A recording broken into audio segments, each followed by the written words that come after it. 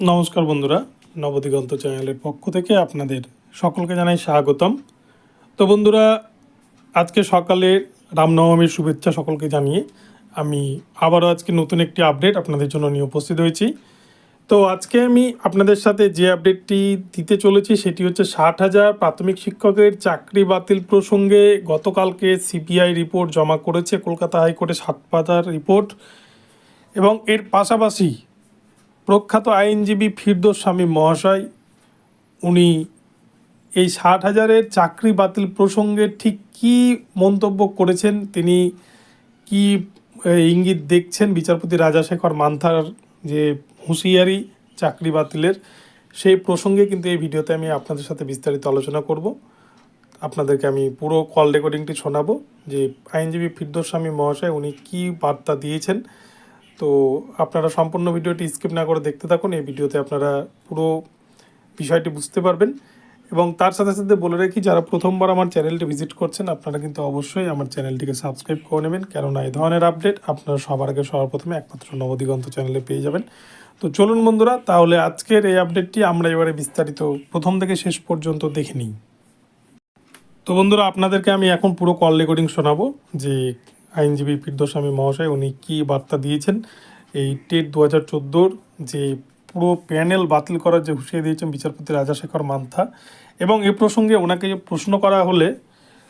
প্রশ্ন করা হয়েছিল যে বিচারপতি রাজাশেখর মান্থা তিনি নতুন করে সিবিআইকে রিপোর্ট দেওয়ার কথা বলেছেন, কিন্তু সিবিআই তো অলরেডি এর আগে 31শে ডিসেম্বর 2023 তারিখে তারা কিন্তু তাদের তদন্ত প্রক্রিয়া শেষ করে 2রা জানুয়ারি 2024 তারিখে তাদের যে রিপোর্ট 264 পাতার রিপোর্ট তারা অলরেডি কলকাতা হাইকোর্টে জমা করেছে। কিন্তু তারপরেও কেন আবার সিবিআইকে এই প্রসঙ্গে নতুন করে রিপোর্ট দাখিল করার কথা বলা হলো? সিবিআই তো অলরেডি অরিজিনাল ফুটপ্রিন্ট তুলে আনতে ব্যর্থ হয়েছে। তারা জানিয়েছে যে তাদের কাছে যেটা রয়েছে ডিজিটাইজড কপি, তারা অরিজিনাল ওএমআর উদ্ধার করতে পারেনি। তো এই প্রসঙ্গে আইনজীবী ফিরদৌস শামীম কি বলছে আপনারা শুনুন। মহামান্য বিচারপতি রাজা যে সিবিআই কে রিপোর্ট দাখিল করতে হবে এবিডিবি আকারে, তারা এর আগে যে রিপোর্ট গুলো দাখিল করেছে সেই রিপোর্ট গুলো কালমিনেশন করে, কিন্তু যে বিষয়টি ঘটেছে সেটা হচ্ছে টেট 2014-এ এই মানিক ভট্টাচার্যরা তারা এই যে স্ক্যান কপি অর্থাৎ মিরর ইমেজটা না রেখে তারা ডিজিটাল কপি রেখেছিল, যেটা যে কোনো সময় এডিট করে দেওয়া যায়। অর্থাৎ ধরুন একজন পেয়েছে 73, সেটাকে এডিট করে দিয়ে সেটাকে 92 করে দেওয়া হলো, সেটা করা যাবে। এরকম ডিজিটাল কপি রাখা হয়েছে যেটা এডিটেবল কপি, কিন্তু স্ক্যান কপি অর্থাৎ একেবারে মিরর ইমেজ কিন্তু রাখেনি, যে ক্ষেত্রে স্কুল সার্ভিস কমিশন যেমন মিরর ইমেজ রেখেছে। কিন্তু আজকে মহামান্য বিচারপতি রাজাশেখর মান্থা একটি অত্যন্ত গুরুত্বপূর্ণ কথা বলেছেন। তিনি বলেছেন যে এই তো ওএমআর অপটিক্যাল মার্ক রেকগনিশন, যদি ধরুন একটা কাগজ সেটাকে যখন ওএমআর এ যখন যখন ধরুন মেশিনের মধ্যে ঢোকানো হলো, তার একটা ডিজিটাল ফুটপ্রিন্ট রয়ে যায়।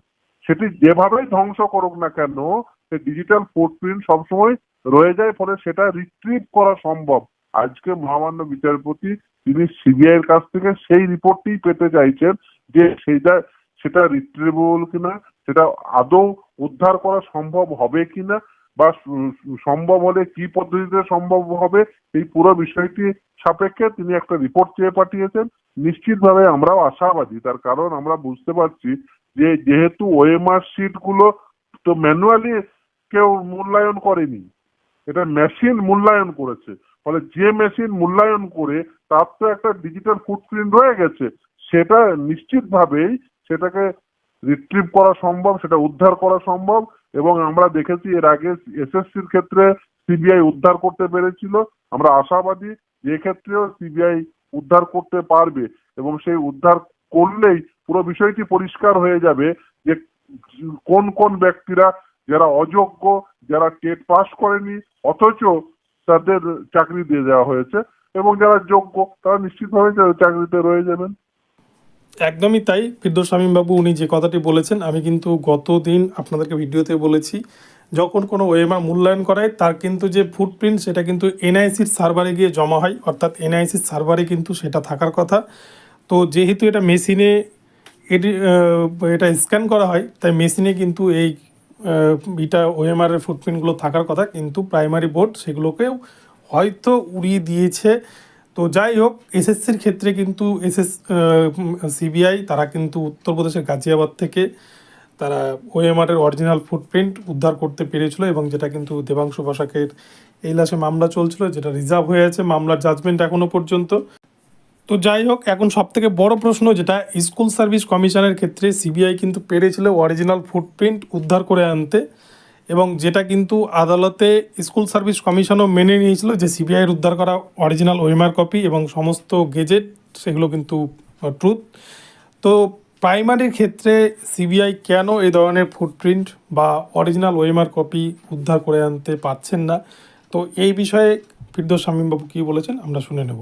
মানিক ভট্টাচার্য একটু উর্বর মস্তিষ্কের চোর, ফলে তিনি উন্নত উর্বর মস্তিষ্কের যেহেতু চোর, তিনি কি করেছিলেন, এই যে ডিজিটাল ফর্ম নামে যে ডিজিটাল কপি যেটা রেখেছেন, সেই ডিজিটাল কপিটা এডিটেবল কপি রেখেছেন। তিনি ওই যে স্ক্যান কপি রাখেননি, ফলে স্ক্যান কপি না থাকার জন্য আজকে কিন্তু এই পুরো বিষয়টি কিন্তু এই জায়গায় এসে দাঁড়িয়েছে। এসএসসির ক্ষেত্রে যেমন স্ক্যান কপি আছে, এবং সেই স্ক্যান কপির 3টে হার্ড ডিস্ক গাজিয়াবাদ থেকে সিবিআই উদ্ধার করতে সক্ষম হয়েছিল পঙ্কজ বনসলের বাড়ি থেকে। ফলে সেই ক্ষেত্রে এই প্রাইমারির ক্ষেত্রে একটা অসুবিধা হয়ে যাচ্ছে, যে প্রাইমারিতে যেহেতু ডিজিটাল কপি রাখা আছে, যেটা হচ্ছে এডিটেবল কপি, সেটা স্ক্যান কপি রাখেনি, অর্থাৎ as it is mirror copy রাখেননি। এটা নিশ্চিতভাবেই আমরা বিশ্বাস করি যে এটা নিশ্চিতভাবেই সম্ভব হবে সেই স্ক্যান কপি, অর্থাৎ যেটিতে প্রাথমিকভাবে যেখানে স্ক্যান করা হয়েছিল, যেখানে অপটিক্যাল মার্ক রেকগনাইজড করে মার্ক দেওয়া হয়েছিল, কারণ ওএমআর শিটে কিন্তু ম্যানুয়ালি কোনো মার্ক অ্যাসেসমেন্ট করা হয় না, পুরোটাই করা হয় মেশিনের মাধ্যমে। ফলে যে মেশিনে এই মার্কটা রেকগনাইজ করে সফটওয়্যারের মাধ্যমে মার্কটিকে এই যে মূল্যায়ন করা হয়েছিল, নাম্বার দেওয়া হয়েছিল, সেই সফটওয়্যারটির মাধ্যমে নিশ্চিতভাবে রিট্রিভ করা সম্ভব হবে বলে মনে করি। তাহলে যদি অরিজিনাল ফুটপ্রিন্ট সত্যি উদ্ধার করতে পারে সিবিআই, তাহলে কি যারা যোগ্য, যারা নিজেদের যোগ্যতার সাথে চাকরি পেয়েছে, যারা নিজে থেকে টেট পাস করে চাকরি পেয়েছে, তাদের চাকরিটা কি বেঁচে যাবে? এ বিষয়ে ফিরদৌস শামীমবাবু কী বলেছেন শুনে নিই।